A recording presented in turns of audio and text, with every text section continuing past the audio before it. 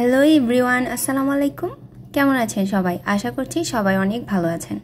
অনেকেই অনেক বিরিয়ানির মধ্যে কাঁচি বিরিয়ানিটা কিন্তু খুবই পছন্দ করে। আমি তাদের জন্য আজকে রেসিপি শেয়ার করব। আর অল্প মাংস দিয়ে আমি এই রেসিপিটা করছি। যারা নতুন রাঁধুনি এবং যাদের বিরিয়ানি একদমই পারফেক্ট হয় না, বিরিয়ানি রান্না করলে নরম হয়ে যায়, একদমই ঝরঝরে হয় না, তাদের জন্য খুবই হেল্পফুল একটা ভিডিও। আশা করছি ভিডিওটা না টেনে সম্পূর্ণ ভিডিওটাই দেখবেন। তো সবাই জানেন কাঁচি বিরিয়ানি খাসির মাংস দিয়ে করা হয়। তো আমি আজকে গরুর মাংস দিয়ে এই বিরিয়ানিটা রান্না করব।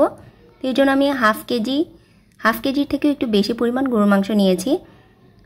লবণ আর পর্যাপ্ত পানি দিয়ে 15 মিনিটের জন্য ভিজিয়ে রাখবো। এতে করে মাংসটা সফট হবে এবং মাংসের ভিতরে লবণটাও ভালোভাবে ঢুকবে।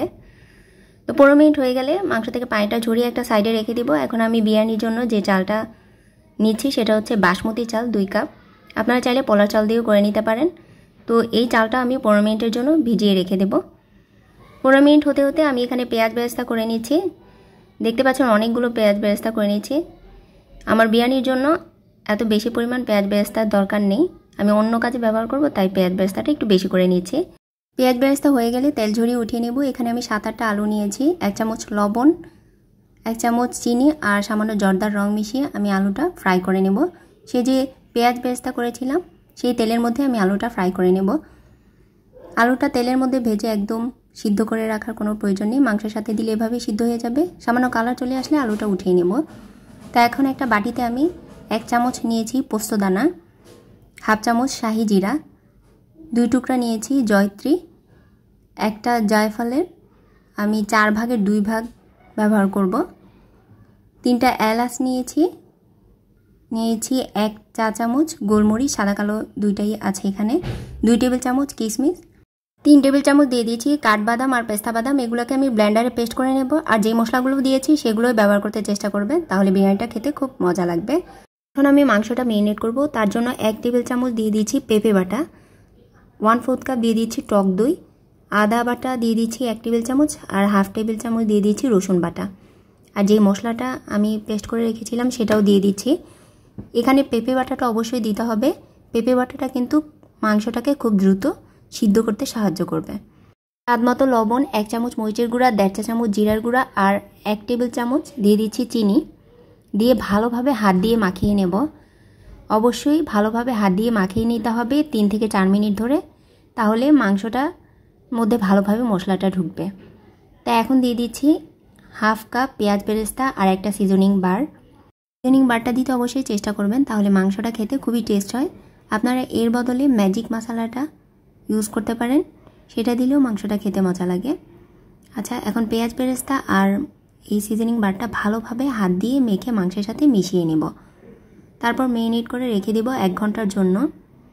যদি আপনাদের কাছে হাতে সময় থাকে তাহলে 2 থেকে 3 ঘন্টাও মেরিনেশন করে রেখে দিতে পারেন। 1 ঘন্টা পর ভেজে রাখা আলু আর পেঁয়াজ বেরেস্তার 3 টেবিল চামচ তেল আমি এখানে দিয়ে দিচ্ছি, দিয়ে ভালোভাবে মিশিয়ে নিচ্ছি। তারপর এই মাংসটার উপরে আমি 4-5টা লবঙ্গ আর কাবাব চিনি দিয়ে দিচ্ছি 5-6টা, কিশমিশ দিয়ে দিচ্ছি মুঠো ভরে 1 মুঠ, আলু বোখারা দিয়ে দিচ্ছি 7-8টা আর পেঁয়াজ বেরেস্তা দিয়ে দিলাম 1 টেবিল চামচের মতো। সব শেষে দিয়ে দিলাম ঘি দেওয়ার পর উপরে মাওয়া বা গুঁড়া দুধ দিতে পারেন, এতে করে বিরিয়ানির টেস্টটা খুব ভালো আসে। তারপর আমি এখন চালটা রেডি করে নিব। আর চালের জন্য আমি পানি ফুটতে দিয়ে রেখেছিলাম আগে এলাচি, দারচিনি, 2টা তেজপাতা, লবণ, তারপর হাফ চা চামচ শাহি জিরা আর দিয়ে দিচ্ছি 1 চা চামচ টেস্টিং সল্ট। এটা দিলে রাইসটা খেতে খুব ভালো লাগে। তারপর পানিটা ভালোভাবে ফুটে উঠলে আমি দিয়ে দিব সেই ভিজে রাখা চালগুলো। এই চালগুলোকে আমি 40% বা 50% মতো সিদ্ধ করে নেব। দেখতে পাচ্ছেন যে 40%-এর মতো সিদ্ধ হয়ে গেছে। চালগুলো মাঝখান থেকে ধরলে ভেঙে যাচ্ছে কিন্তু গলে যাচ্ছে না, এরকম লম্বাটে হয়ে গেছে। এখন চুলা থেকে নামিয়ে পানিটা সম্পূর্ণ ঝরিয়ে নেব। তারপর সেই মাংসের মধ্যে আমি 4-5টা দিয়ে দিলাম কাঁচামরিচ, তারপর রান্না করে রাখা ভাতটা দিয়ে দিব। আমরা সবাই জানি যে কাচ্চি বিরিয়ানি কাঁচা মাংসের উপরে হাফ সিদ্ধ চাল দিয়ে রান্না করতে হয়।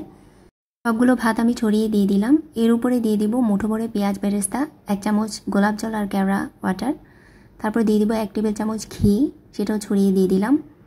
আর লিকুইড দুধ আমি ঘন করে রেখেছিলাম, এখানে 1 কাপের থেকেও দুধ কিছুটা কম হবে।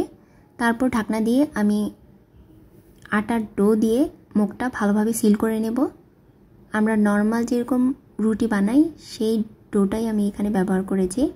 আপনারা চাইলে এই কাজটা ফয়েল পেপার দিয়েও করে নিতে পারেন।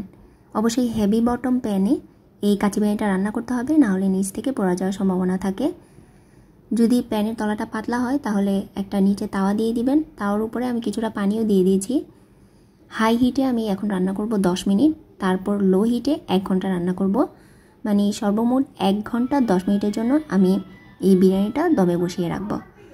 ঠিক 1 ঘন্টা 10 মিনিট পর আটার ডোটা কিন্তু শক্ত হয়ে গিয়েছে। এখন নাইফ দিয়ে আমি আটার ডোটা কেটে নিলাম, চূড়াটা বন্ধ করে দিয়েছি। এখন ঢাকনাটা আমি উঠিয়ে দেখিয়ে দিচ্ছি, দেখুন কতটা সুন্দর হয়েছে আর খুব সুন্দর একটা স্মেল বের হচ্ছে। মনে হচ্ছে যে এখনই খেয়ে ফেলি, আর নিচ থেকে একদমই পোড়া লেগে যায়নি। তো আমি একটা প্লেটে সার্ভ করে দেখাচ্ছি, দেখুন কত সুন্দর হয়েছে এবং খেতেও ভীষণ মজা ছিল। হুবহুব আমার রেসিপি ফলো করে যদি আপনারা এই কাচি বিরিয়ানিটা রান্না করেন তাহলে বাসার সবাই আপনাদের প্রশংসা করবে।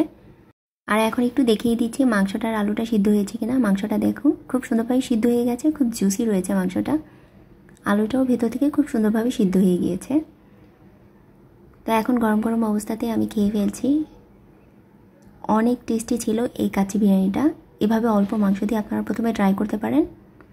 আশা করছি আপনাদের এই কাচি বিরিয়ানি আমার রেসিপি ফলো করে যদি তৈরি করেন তাহলে এরকমই পারফেক্ট হবে। তো আজ এই পর্যন্তই, সবাই ভালো থাকবেন। আল্লাহ হাফিজ।